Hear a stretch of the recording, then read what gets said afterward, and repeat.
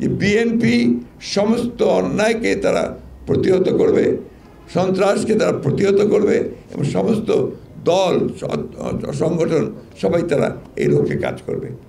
আর এবার আমাদের এই বিশেষ পরিপ্রেক্ষিতে যেটা আমাদের বিষয়ে বলেছেন যে এই মুক্ত আপনার ফ্যাসিবাদ মুক্ত বাংলাদেশে আমরা বিএনপির 46তম প্রতিষ্ঠা বার্ষিকী যে পালন করতে যাচ্ছি, সেই জন্যে আমরা প্রায় 6 দিনব্যাপী কর্মসূচি নিয়েছি।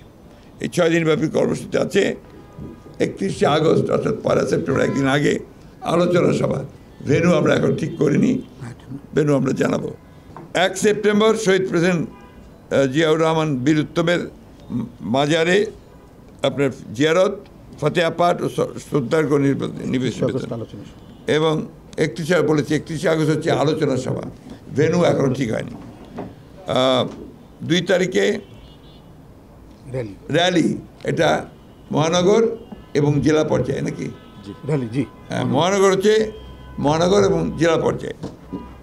3 সেপ্টেম্বরে হচ্ছে সারা দেশে মৎস্য অবমুক্তকরণ, আমরা মাছের যেটাকে বলে আপনার পোনা, এটা অবমুক্ত করব সারা দেশে। 4 সেপ্টেম্বর হচ্ছে বৃক্ষরোপণ, সমস্ত দেশে বৃক্ষরোপণ করা হবে।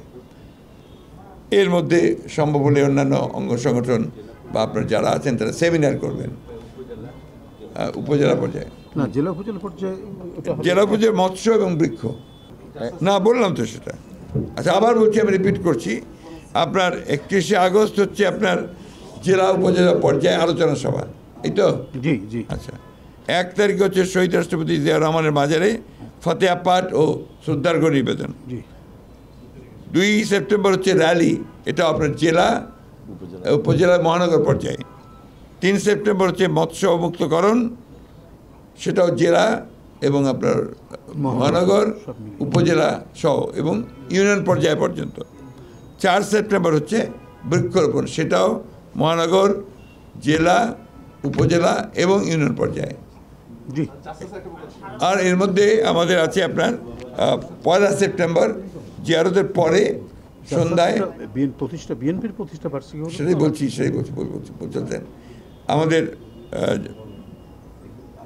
বাংলাদেশ জাতীয়তাবাদী দলের আপনার